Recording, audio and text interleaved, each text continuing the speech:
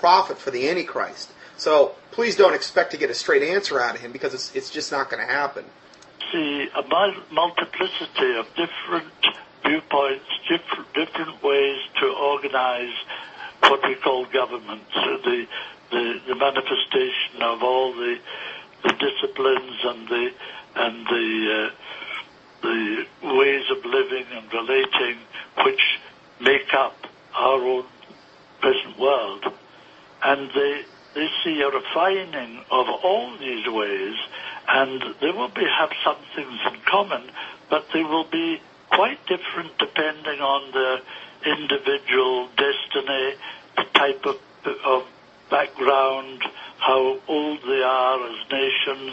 Older ones and newer ones will be different in style, and some nations are very old. Britain is old, Japan is old, France is old, America is very new, Russia is very new, and the differences in outlook are the result of this, whether you're old-looking or new-looking, whether you have all the exuberance of youth that America has, but also maybe some of the naivety of youth.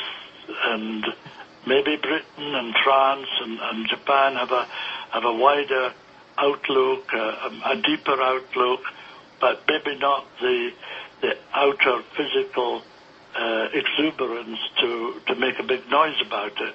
And it certainly doesn't have the size and wealth and resources of America.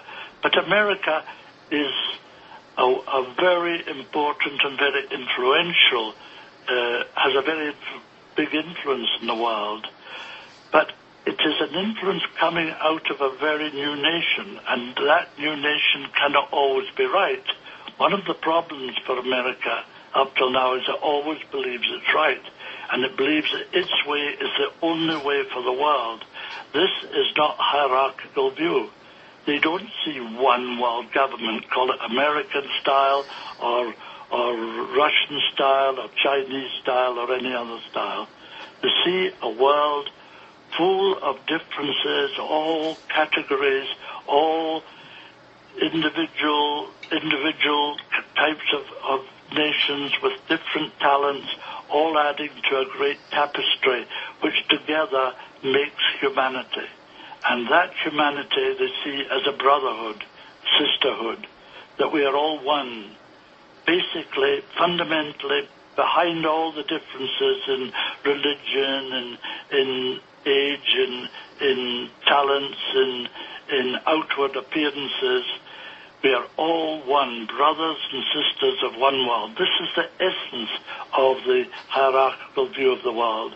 And in fact, as far as humanity is concerned, unless we can come to a realization of that oneness and put behind us war forever, then there will be no world. We will destroy the world.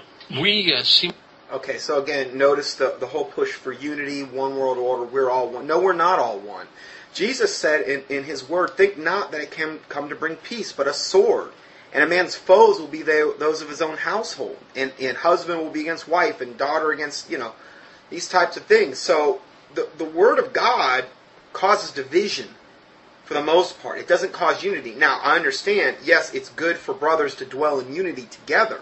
Okay, these types of things as a born-again Christian, that is a good unity. But that unity has no business being united with Buddhists or Hindus or Islam people or these types of things. And again, Benjamin Creme and Maitreya are saying that's the only way. And if not, we're going to destroy the world. And you know what? The world's not going to be destroyed, because if that were the case, that would be indicated in the Word of God. There's going to be a lot of cataclysmic things that happen during the tribulation.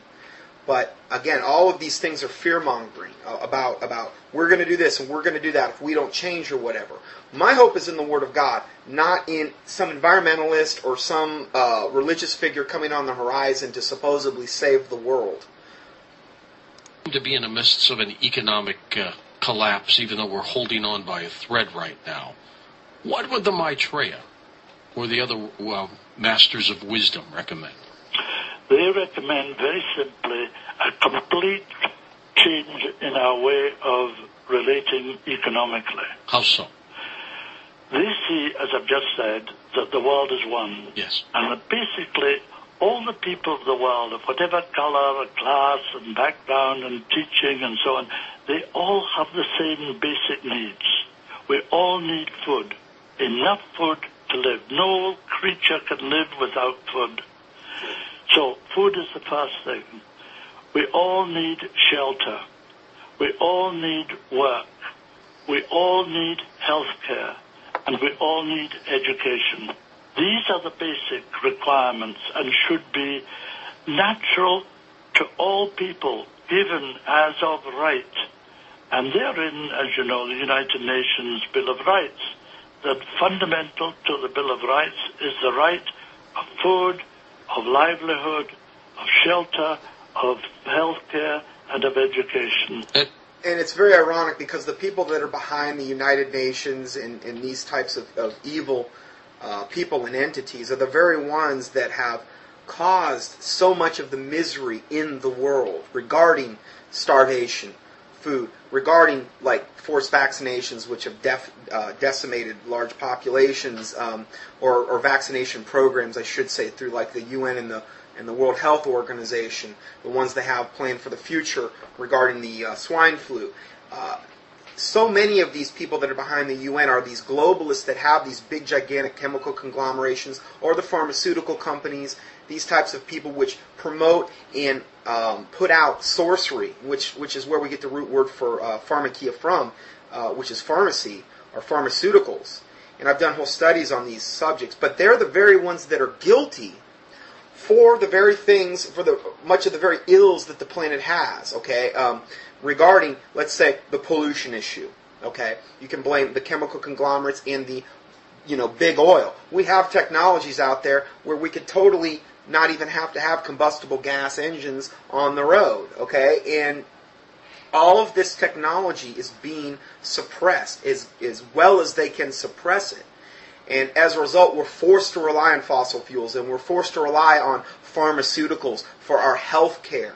All of these things that are contrary to the Word of God, the technologies out there exist. They're just being suppressed. And the very people that are doing it are the very ones that are behind the United Nations. And yet they're the very ones that are coming to the forefront through ultimately through this devil Maitreya, this Maitreya character, and Benjamin Creme, that are going to be able to offer the solution for humanity, and they're the ones that created most of the problems. And I understand there's demonic forces behind them, which is really the source of the problem.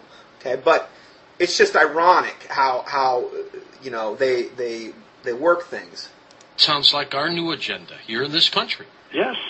Well, go ahead and do it. I mean, lead the world if you must. America always has to lead the world, but sometimes it will find itself following the rest of the world, and I personally wish it would do so a little oftener. On the face of it, all of those things seem very gallant. They Indeed, they are necessary for life, and would result in a war in a world without the kind of crisis that we are going through today. There is nothing more distorted than our economic structure.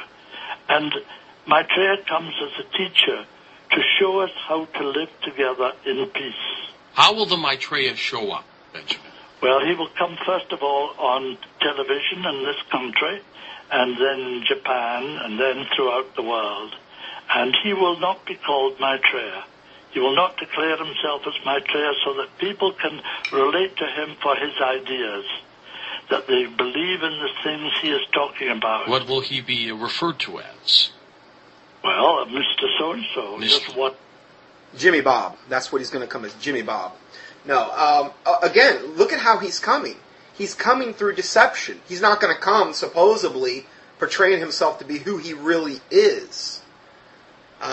Wasn't that deception? Well, no, but we couldn't handle that if that was right off the bat. Well, it's a deception. But again, he's the father, his father's the father of lies, and of his works he will do, so that really shouldn't be any surprise to us. One of us. All right. He wishes to be seen in the beginning as one of us. Okay. And then gradually, as people respond, more and more people who see the truth of what he says And one of the extraordinary things is you will find it will be very simple. He will talk as I'm talking now